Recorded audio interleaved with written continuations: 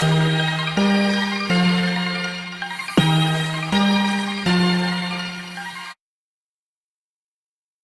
so in this lecture, we're going to talk about the malabsorptions. So let's talk about what is malabsorption basically means, right? So let me write it down here. Look, malabsorptions, right? So usually malabsorptions is defined as or characterized by defective absorptions, defective, look, defective, we can just simply say it's a defective absorptions of, let's just say, of what? Of fats, right? Or not only this, proteins, all right? Or let's say carbohydrates, all right? Or you can even say like fat soluble vitamins. We can simply say there is a like vitamins, all right? Or you can simply say vitamins, electrolytes or water, right? So usually majority of the absorption that happens or that takes place in your small intestines, right? And if there is a defective, there is conditions where there's a defective or there's enzymes are defective or there's a condition that has caused the mucosa got destroyed and there's a cross-border enzymes, they got destroyed or there's mutations there or some sort of a inflammatory reaction is there. Any injuries or that has caused defective on the absorption site, then you can get something called malabsorption syndromes, all right? And the malabsorption syndromes can be, all right, of the fats, all right? So let's just say if there's a fat malabsorption happens, we'll just write down here, let's just say this is a fat malabsorption happen where the absorptions of fat, it's not taking place. If the fat absorption is happening here, then typically what happens is that let's just look at this, there's a stomach here, right? And this is a duodenum, and that can become jejunum and then ileum, right? I can make it ileum here too. So basically, if the fat is not going to get absorbed in the small intestine, like down here, then really what happens is that this fat will go to the stool, because remember, how the stool will happen is that stool is basically, it's undigested materials, right?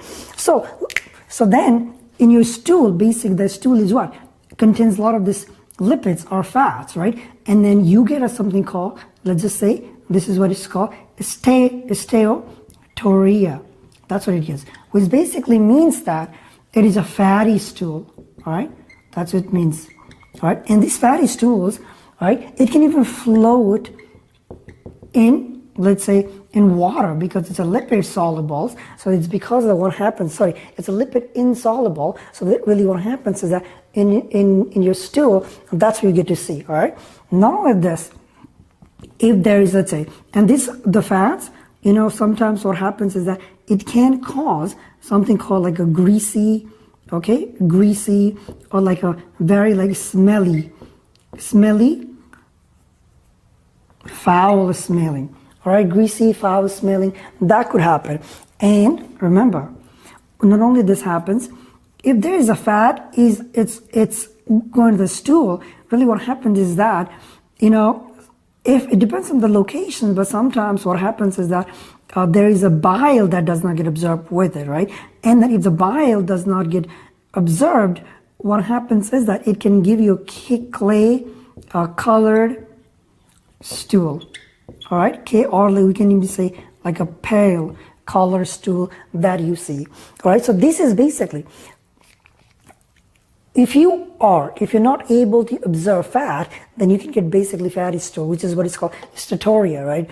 And then that fat will actually get accumulated, and then you see in the water, like what happens is that you see it's insoluble, right? That's what you see, and then it can have greasy and very bad or foul smell you can get, and clay color stools. And on top of that, remember the vitamins, like the fat soluble vitamins, like for example A, D, E, K. they will we also get lost because these are also fats, right? The fat soluble vitamins. And remember, if you have a deficiency and if you have this problem like fat malabsorptions, and if you have a deficiency in like, vitamins A, that can eventually cause like night blindness, all right? That can cause that.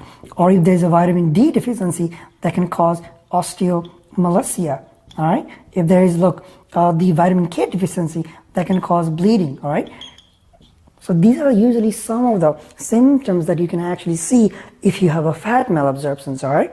Now, you could have a malabsorption with protein too. If you remember, if you're not reabsorbing proteins, think about what are the conditions you can get. Remember, you can get the edemas, like the peripheral edemas, where the fluid get accumulated in the interstitium, right? And that's what is going to happen because remember, especially the albumin. And if you remember what albumin does is that albumins are very, very important for maintaining oncotic pressures, right? You can easily say this is a suction pressure, right?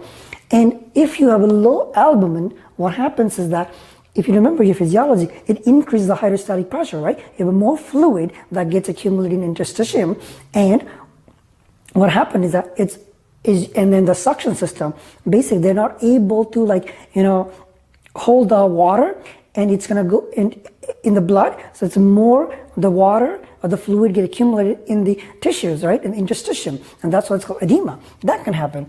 And there's also, what is this? You can also have a problems where the carbohydrates doesn't get metabolisms. But if you have a carbohydrates doesn't get metabolism, it means like sugar molecules, right? And that can cause the watery diarrhea. It can happen, all right? And we'll talk more about this. But anyway, this is just giving you overview that, what is this term of malabsorption is. But basically, when I'm talking about all of this, one thing that is very common is diarrhea. Look at this. I even drew the toilet here, right? And this is diarrhea. It is very, very important, right?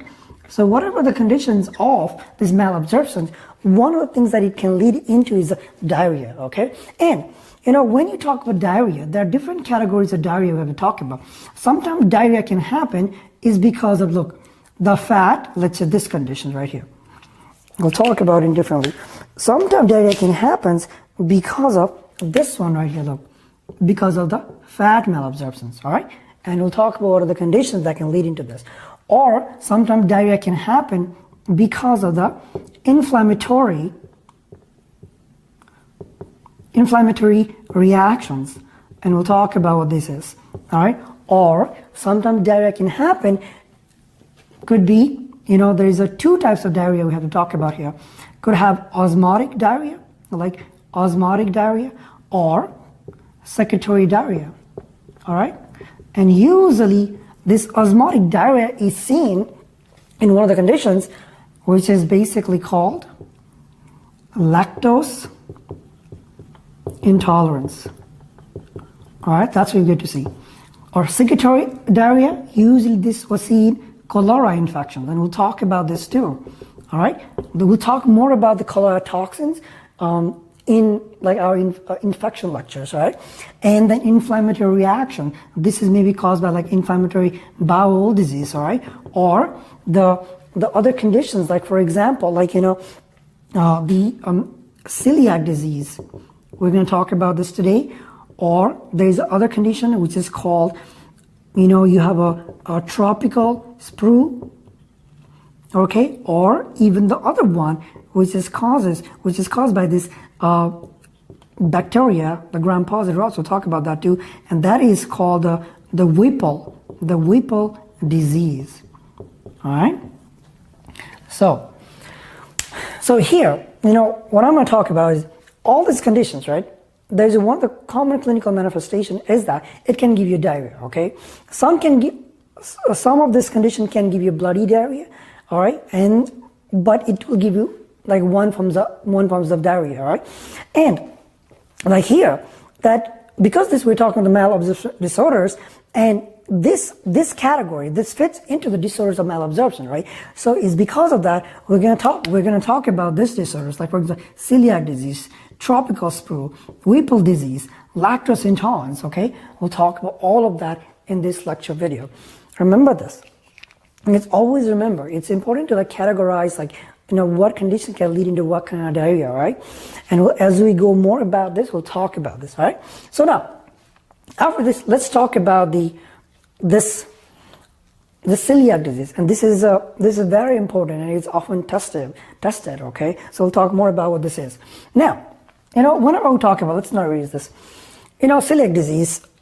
One of the most important things you should remember about celiac disease is that there's a different nomenclature that is given for celiac disease. All right, and what are this? What are the different nomenclature or different names that has been given to, let's say, the celiac disease?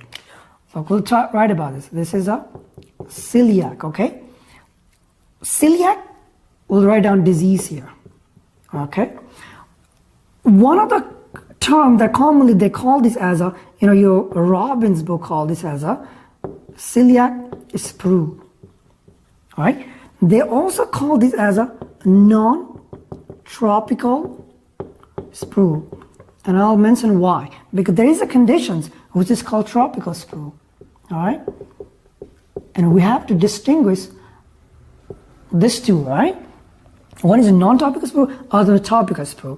Or they also call this celiac disease as, you have a gluten, you probably have heard this, gluten sensitive, okay, sensitive enteropathy. Or sometimes they call it a gluten-induced enteropathy. They also call this as a primary, let's say, malabsorptions. All right? Look, celiac disease, celiac sprue, or non-topical sprue, gluten-sensitive enteropathy, primary malabsorptions. You should remember at least like this one, because sometimes they might ask in this exam, or even non-topical sprue and then celiac sprue. All right? So there are other ones also, but like there's a other one if you want to know. They call this as let's say idiopathic, let's say Histology. All right, so these are different nomenclatures has been given to celiac disease. All right, there's a lot. Now let's talk about what are the incidence rate of the celiac disease, and then after that we'll go about pathophysiology. Remember, celiac disease is like this is you see in US about 1% of the prevalence of getting disease is usually 1%, okay? 1% in US populations, all right? And these are very commonly you get to see in the people which are in, let's say, northern Europeans, all right? And usually it affects like children, let's say children's and adults, all right? And not only this, one of the most important thing here is that, there are rare, the prevalence of getting, let's say for example, like Southeast Asian people, it's rare, all right? But like, I myself do not know if there has been cases or incidents of celiac disease that are seen in Africans, okay? But the one thing that you should always remember is that it is, 1% of US population can get this, and usually the more prevalence or more common in the northern Europeans, all right? And then the children and adults are more likely to get this celiac sprue, all right? Now, after this, let's talk about the pathophysiology of the celiac disease. Look at the name itself tells you, the gluten-sensitive enteropathy, okay? So what does this mean? So what happens is that, this celiac disease, let's write down here, by definitions, okay, how do we define this? It is a multi, okay, system. It is a multi-system, okay, autoimmune disorder, okay, caused by a dietary, let's just say this is a dietary gluten, okay, / related proteins, all right? If you want to make your definition super clear, you cannot say that it's caused by only dietary gluten. You have to say there's other related protein also in order to, be superly correct with your definitions of what celiac disease is, all right? So remember, it's a multisystem, it's autoimmune disorder. And this is a chronic disorder, all right? It's autoimmune, and we can say this is a chronic disorders, all right? It is a chronic disorders that is caused by the dietary glutens and related proteins, all right? Now, this is the definition. Now let's talk about how in our systems, like what is the immune reaction that happens to gluten, okay? So remember, I drew these 3 pictures here, all right? These are, okay, let me write down here. I will say this red as my wheat, okay? Because you have to remember where the glutens are found. Wheat, and I can say this is a barley, and the other one is, let's say, rye, okay? Usually, okay, there are, this seed, okay? The seed that are found, the storage of a plant, they actually call this as a prolamins. Let's write down here. They call this, all of these are called as let's write down prolamins, all right? The prolamins are basically means that this is the storage form of the plants, okay? And the prolamins, within the prolamins, this is an umbrella term, okay? That has, okay, the wheat, barley, rye has this prolamins, and within the prolamins there is subgroups which are called, okay, let's just write down here. They're called, let's just write down this one. What is this called? You can simply say this is a gluten, all right? Gluten is there. And now, you have to remember this. The gluten, okay, what happens is there's specific protein within the gluten which is actually found in wheat, okay, and that is what is called gliadin, all right? Let me write down here. There's a very, very important concept here. This, let me write down in the black right here, okay? What is this called? This is called, gliadin, all right? This is a specific proteins, okay? And this proteins that, our immune cells, right, that reacts to these gliadin proteins. Basically what happens is that whenever you take, let's say, these prolamins, right, what happens is that these gliadins, which are found in the wheat, and not only the gliadin proteins, but the other related proteins, like for example, in barley, and the rye, they have these 2 terms, which is called saccharine and also hordein, okay? So this saccharine, this hordein, all right, these hordeins are usually found in the barley, and then the saccharines are found in rye, okay? There are also the prolamins that you found in this barley and rye, which can cause, these are the ones that actually contributes or causes the celiac disease, okay, or celiac sprue. Now, because most of the times, we often hear the term the gliadin or gluten, all right? So we're going to focus and we're going to talk more about the gliadin rather than talking about saccharine and hordein, but I'm just giving you extra information here, all right? So basically what is happening here is that these gliadins, all right, basically which are prolamins, right? These guys are not good at, your intestine, especially at the duodenum. The enzymes they're not good at actually breaking this compound down, okay? And because these gliadins are made out of what? Look, the prolamins, think about this. The prolamins, it's pro and lamins, right? Means that they're made out of a proline amino acid and also glutamine, okay? It's because of that. These guys are very difficult to actually break down. So then what happens is that our immune cells, reacts to them, okay, abnormally, and then causes a celiac disease. And now we have to see how that exactly happens. So let's talk about this.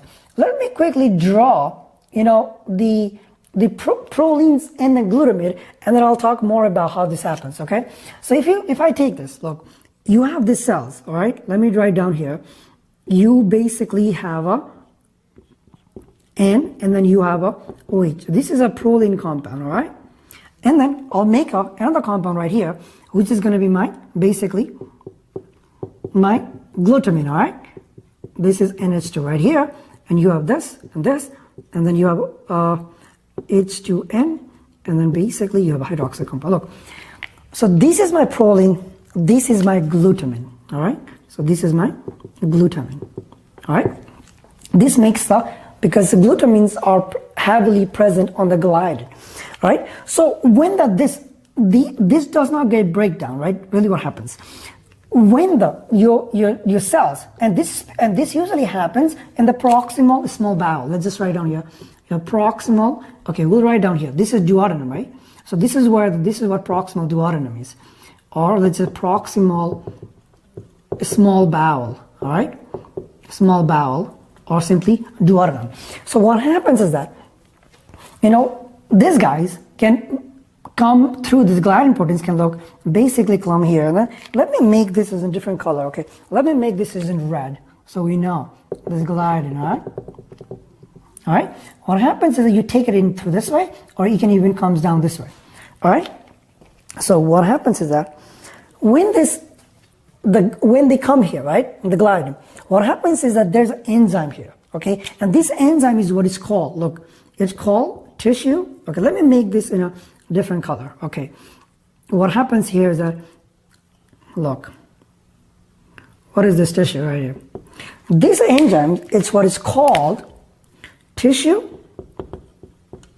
Okay, it's a tissue, and you have a trans-glutaminase enzyme is there. Okay, this is an enzyme called trans, or simply you can say T with the transglutamin like this. And this does is the two things. When this guys comes right here, okay, basically, look at that. It is a glutaminase. It breaks these glutamine compounds, all right, and it converts this glutaminase into something called, look, simply it makes this OH right here, right? And then you have NH2 right here, and then you have this OH, and then look at this compound on H2. It converts this, it removes, it basically it catalyzes this H2N, okay, and makes it what? Hydroxylic. And what is this called? This is called, you have a glutamic acid. And this is a deaminated form, okay, let's just say, this is a deaminated form, okay? So when there's a deaminated form, our cells, okay, like especially the cells that are located in lamina propria, okay, they don't like this, okay? They don't like this. So they react to this glutamic acid, okay, because this is the trigger for the immune cells attack. Remember, this is the broad border cells, epithelial cells, and all of this happening in lamina propria, okay? Now, quickly about this, this the prolines, why I do this. If you remember proline, what proline does is that, prolines are very, very important for disrupting the secondary structures. They mix, kink on the alpha helices, so they cause the disruptions, okay? They don't help with the secondary folding and all that kind of stuff, okay? So that's one thing that it does. And other thing is that because there's a lot of glutamine are there, this transglutaminase, it basically deaminates the glutamine and makes the glutamic acid, okay? That's what it does. And this is very important. Now, when this happens, right, the lamina propria, this macrophages, all right, what are these antigen presenting cells? Let's write it down here. These macrophages, which are located in this lamina propria, these are macrophages. We'll make this as here. These macrophages, all right? What happens is that, they will respond to this. They will think that, this is like a foreign antigens, okay? The gliadin compound, this gliadin is a foreign. And what happens is that, now if I simply say that, they will take, look, this is a gliadin compound, okay? And then what happens is that they will take this, okay? They will take the macrophages, and then after that, what happens is they will present it to something else. They're presented to who? They're presented to, you have to remember this, all right? they're present to this guy right here.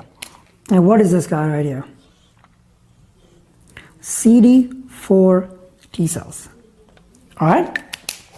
And what happens, and how does it present it as that? You know, these guys, this cell membrane of this antigen presenting cell will show in this compound, in this MHC, okay, on 2, MHC2, and these MHC2s are usually, okay, if you look at the cell membrane, these are associated with the basically human leukocyte antigen, okay, DQ, Darquin 2, and then you can say this is a human leukocyte antigen Darquin, or DQU8. You have to remember this, all right? There's an association with the DQ2 and DQ8, all right? And when they show this to the, let's say, CD4 T cells, all right, what is happening here is that the CD4 T cells will start reacting what? Really what happens is, one, they'll start producing like cytokines like interleukin number 4 and all, okay? That's what is going to happen. Tumor necrosis factor alpha, interleukin number 2, all right? This is what happens as CD4 T cells start producing. And look, on top of that, you know, they started making a clone, the CD4 T cells, they're making the clone of the T cells, and those T cells, those clone of the T cells, they will make other T cells, and that will what? Activate, let's write down here, they'll activate another sort of type of T cells, and this is a CD8, let's say T helper 1 type of cells, and which are CD8 positive cells. And not only this, there's also activations of our natural killer cells also happens, okay? And look, when, let's say, when there's a CD8 positive cells are also activated, what happens is that the T helper 1 cells will start producing, if you remember, interferon, gamma, okay? That's going to be happening there. And what interferon gamma does, this is a gamma, interferon gamma, and what these do, you know, they'll activate macrophages, right? Monocytes convert and make it epithelial. That's what they do. All right, not only the tumor necrosis factor alpha, and with other different cytokines, all right? And what this do is that these CD8 positive cells, right? Look, when they go down here, okay? They go down all the way down to this mucosa, and then what happens, they started, look, with the CD8, let's just say the CD8 positive cells are here. And then we'll make this CD8 positive cells with this one.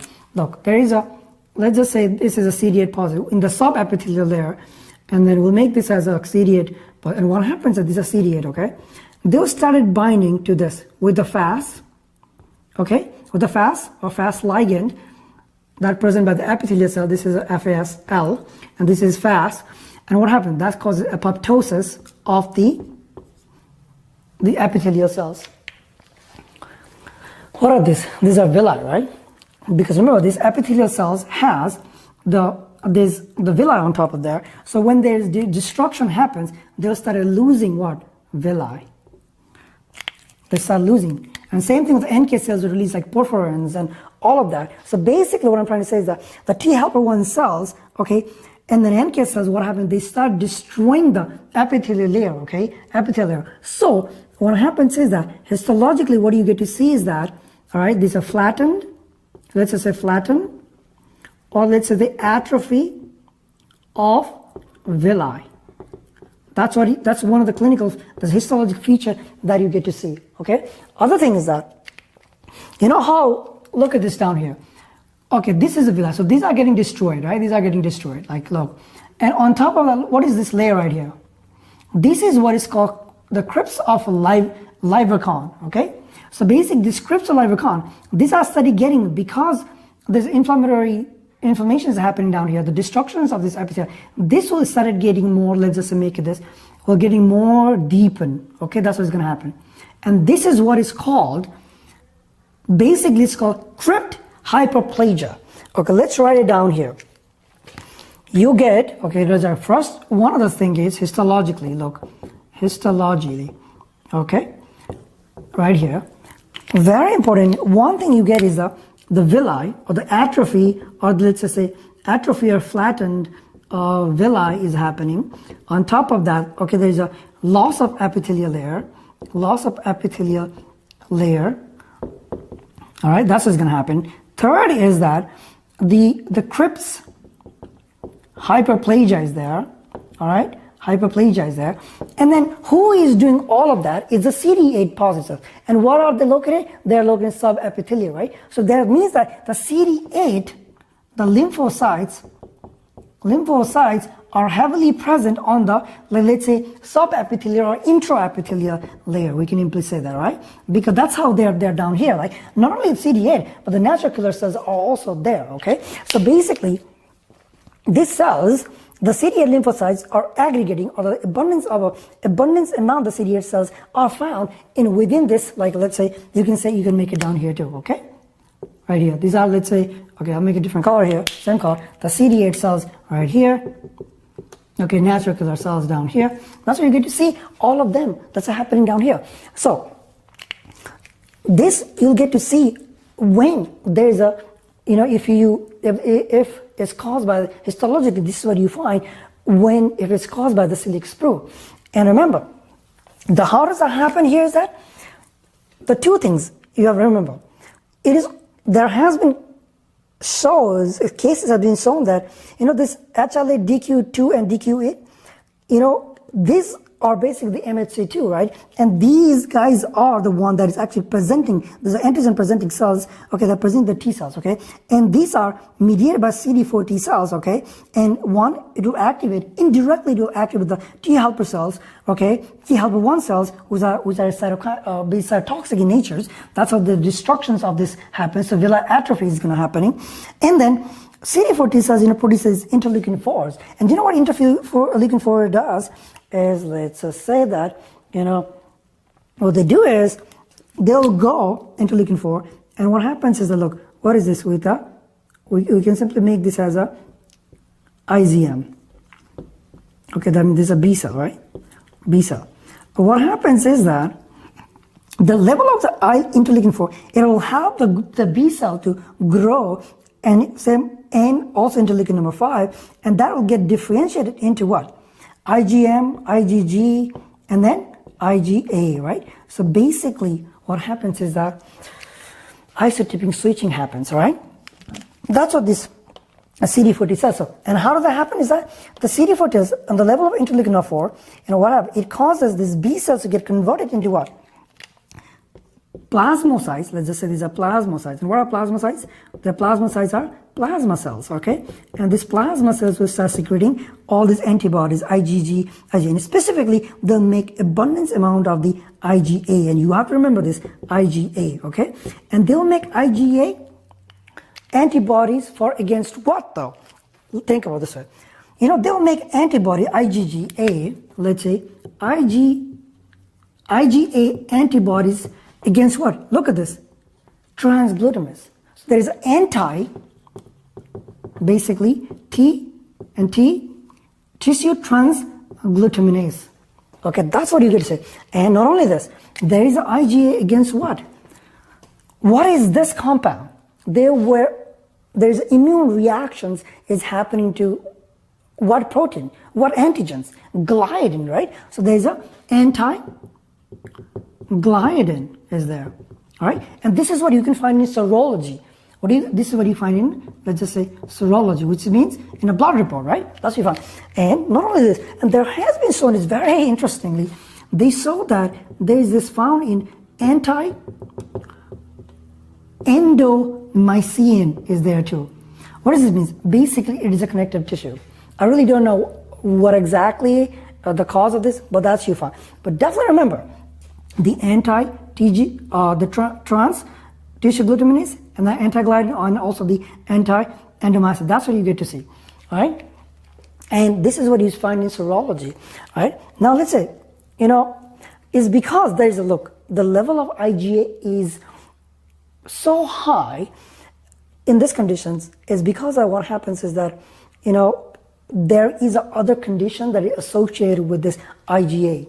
And that is what is called, okay, let me write down here. Other conditions.